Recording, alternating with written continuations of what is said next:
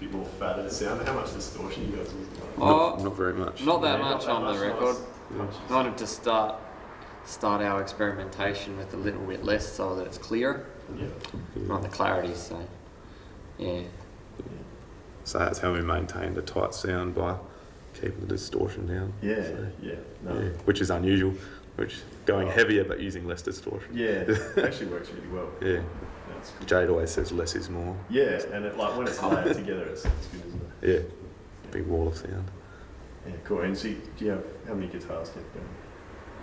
Just You mean that we use? Yeah, how many guitar tracks are you sort of running? Usually 2 rhythm tracks. In some bits we wanted sort of a bit more, so we might have had 3 rhythm tracks, but it sort of depends what other parts are playing over the top. Yeah. If there's sort of one part, sort of half rhythm, half lead, then it's sort of just that and the rhythm track.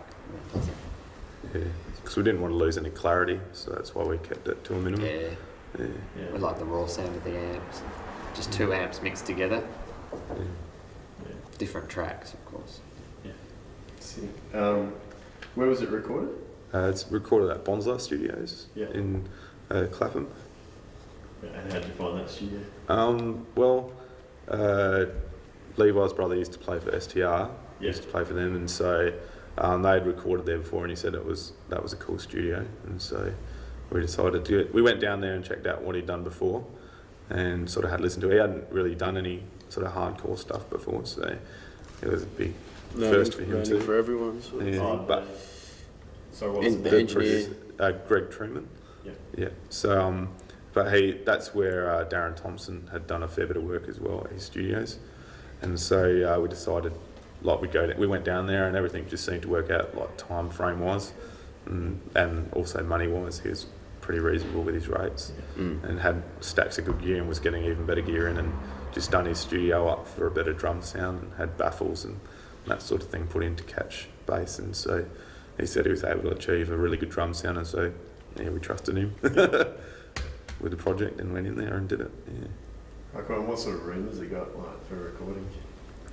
It's out Pretty separate much. to his house. Like he's got like a real nice built studio out the back, Yeah. and next to it has all these little bonsai trees, which is bonsai studios. Yeah. So So there was he had a control room up the top, and then like via video was able to communicate with Yeah. people.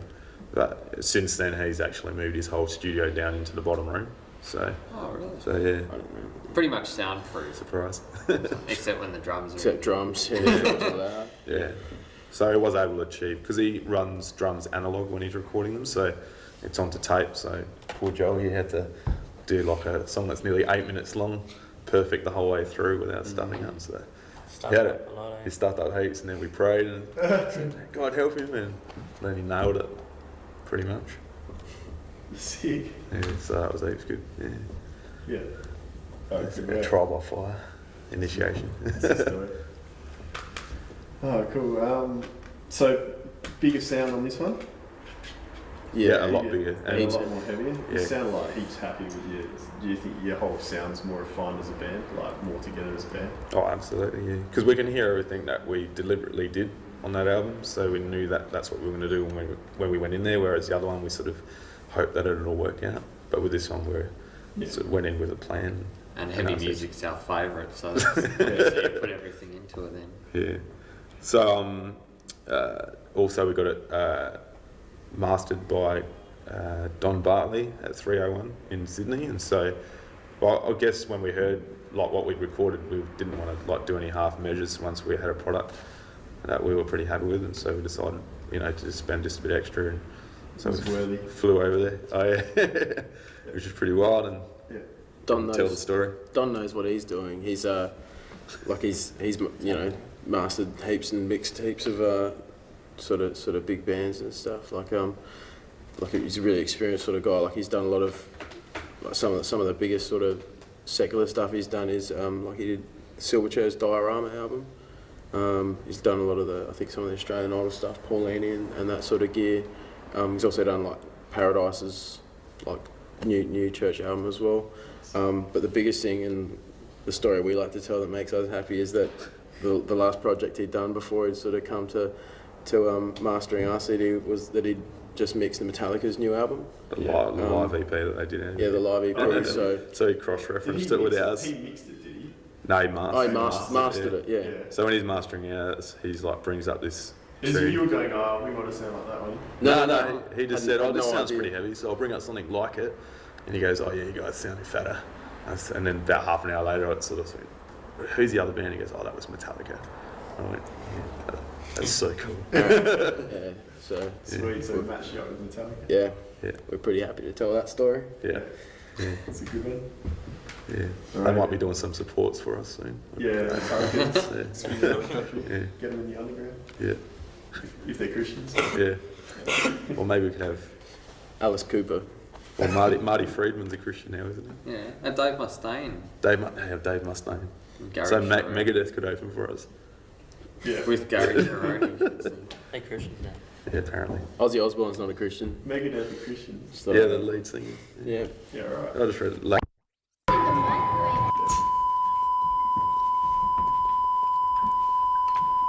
Alright, so how did you guys form? Okay, rolling. Well, Yeah. Aaron used to roadie for Metallica. And Yes, first. getting back to it, the artwork. The artwork like seems to really reflect you guys. So how did you manage to do that? Like looking at it, it looks like. Aaron flicked it. Did I flick it? Yeah. I did it on my PC at home. Oh, you Like, did it? yeah. Levi got me a copy of, I shouldn't say that on camera. Anyway, we bought some really good programs and paid real money Top for dollar. them. Got the receipts and everything. yeah. This is his first project. That's my first project on a Really? computer. Yeah, I'd How never good done is it? Sick. So I had like so many harebrained ideas, but Levi being the graphic genius that he is, and he studied media and everything at college, he had a look at what I'd done and said, you can't have all these ideas, you've got to come up with one uniform idea, which was really good for me. It helped me to focus on one sort of thing. And so, because the album's called Bought With Blood, which is pretty much just talking, I guess that's sort of inspired I and saw the movie The Passion, and after I saw that, realised, like the fact that Jesus Christ had died for all of us and that we are bought with his blood, and so that's pretty much what that CD is all about. And so with that theme in mind, I sort of thought about, it was sort of a fluke. I took a photo of the War Memorial in Adelaide from my car when I was driving past, and it came out quite well and sort of tied in with the theme, I guess, because when you think about like soldiers that have died in wars and stuff, they bought our freedom with their blood as well, so that sort of tied in with that. And so going with that concept, that's how I chucked the whole thing together. There's another war memorial in there from Victor Harbour as well, which we chucked in. And so my wife took the photos and then just sat down on the computer for about 2 months and knocked it up, because I've got like a Pentium 2, so it runs at the speed of, I don't know what the opposite of the speed of light is, but that's what it runs at. The speed of darkness. Speed of darkness. Yeah. Levi sat down on my computer once and got fed up like with it straight away. Yeah. I love the imagery of the cross here. Yeah. It's pretty powerful stuff, and like the blood on there, it's pretty cool too. Where was the cross from? That's from Victor Oh, Harbour. that's Victor Harbour. Yeah. No, it's good. We had fun cruising around town, dressed up, Yeah, sort of stopping in different places and waiting for people to stop moving and then having photos taken and stuff. It was pretty cool. Yeah. So in between waiting for people to stop moving and Nathan touching up his eyeliner. Oh, you're talking about never touching stuff in a long time. Yeah. yeah, it's a So that's pretty cool. And then massive step forward, like something that's really cool. yeah, so I'm real happy with that, with the artwork there. And so we decided to put like a gospel message in behind the actual disc as well for people. So like, when kids get it, It's a bit subliminal. You don't know you've bought it until you've got it. yeah, so you take the CD out and go, oh, what have they written here? So I hope that that'll have You read impact. this message here. You wrote the message. Yeah, yeah. Oh, awesome. So That's the first thing my friend looked at, like my non-Christian friend. It's the first thing he looked at when he read the CD. yeah, The message. Yeah, and he didn't look at anything else actually. Yeah. It was great. yeah. So I believe like that will have impact on people's lives. Like not just because it's a CD, but sort of before.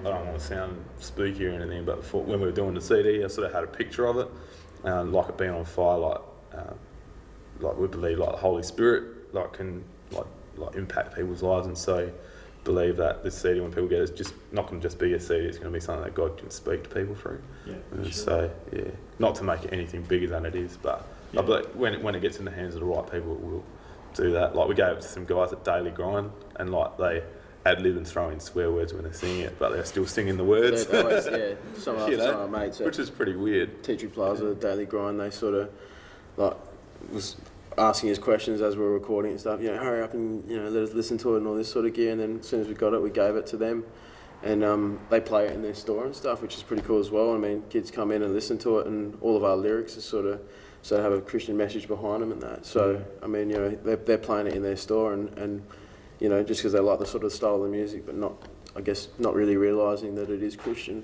Mm-hmm. But they really love it as well. So They're into it. yeah, it's Yeah. pretty cool. Yeah. See, and it's good when it outreaches and like, Yeah. Yeah. gets across. Well, it's pretty much what it's for. So. Yeah. Well done. And then Aaron cut himself and put blood all over the thing. Yeah, how did you do the blood? I accidentally pricked my finger on my guitar when I was Is it changing real the blood? strings. There's real blood on the thing. Yeah. How is that? So, don't make it. Yeah, tell a good story so it doesn't sound like you like. No, I accidentally pricked my finger on the Yeah. guitar and then Oh, there you go. squeezed it onto a piece of paper and then scanned it and then put it on. That's the true story. Yeah, that's a true story. Yeah, right. But it was an So it was accident. an accident. You actually pricked it, and there's a what? I thought, yeah, why not? Because I'd initially tried some sort of experiments with paint, like red paint and ink. Yeah. And But it so- just didn't look real enough. Yeah. So you could say that Aaron bought his blood. The mate bought his blood. Yeah. So it is a combination of my blood and some paint. So yeah. Yeah. So I didn't paint with my blood. If that's Well, if that makes sense. There's no self-mutilation. Self-mutilation is wrong. Don't do it. Is that? Yeah. Oh, well done. Yeah, it's just awesome. Cool. Is there anything else you want to talk about?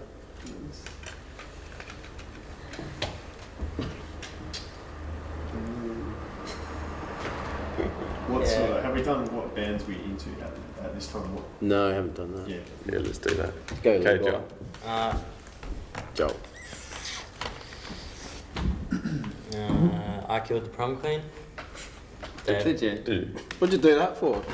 No, Gee. when I was listening to it. Oh, jeez. As I Lay Dying, they're a Christian hardcore Yeah. band. Who else? Uh, Just heaps of metal. Kill Switch Killswitch Engage. Yeah, Kill Switch Engage, yeah. Stretch Armstrong. It's Levi's turn now. That's great. We were listening to, like, right at the start of when we were making the songs, we were listening to Here's a Stretch Armstrong. Yeah. There's one song in there that sounds exactly like System of a Down. That was ages ago. I was listening to them. Yeah, Aaron and Nathan were listening to them. And, yeah, that's about it. Yeah. There's still one pop punk song. I think that was written when we were listening to Slick Shoes, and Aaron was listening to Newfound Glory. Where are Slick Shoes at now? I don't know, up to their 10th guitarist probably. Yeah, what sort of style? They moved a bit more heavier. Yeah, that was sort of heavier, sort of punk. That was a bit more, not so much screaming, but singing at the top of the lungs sort of stuff. Yeah. Yeah. So, Borderline. They started going Metal. pop towards the end. Yeah. Any other bands? We've always sort of listened to like Strong Arm and those sort of bands. Well, that was my first hardcore CD. I guess Embodiment, like Nathan listened to Embodiment 12-14, Yeah. so his vocals are sort of, he's screaming along to that sort of stuff, and that's sort of where his hardcore sort of began, in the bathroom, screaming along while he's having a Coming along shower. to their gigs and stuff, and like even like they were one of the first bands I saw at the Underground, and sort of coming here and listening to Darren and sort of seeing how passionate he was. That sort of made me sort of we'd head home and crank up the stereo and just scream at people out of the car and stuff. Sort of probably to the wrong, I guess wasn't really thinking about being in a band or anything. Yeah. But sort of screaming, sort of thought, hey, it doesn't sound half bad. Might as well, try and do something. Rip out some Yeah, screams. but during that album, I was listening to a bit to Embodiment, also Kill Switch Engage, and just anything metal, just sort of listening to vocals and stuff, and sort of went in. And I guess since actually recording, actually thinking more about like how I was singing and stuff. Like since we've been playing, Yeah. vocally I've changed as well. And sort of not just screaming and just I actually learnt the words to the songs. Like, because before that I was just screaming anything that sounded sort of in the right place. But yeah, like, and then sort of just changing from screaming real, sort of singing low and singing high as well. Yeah. I guess the reason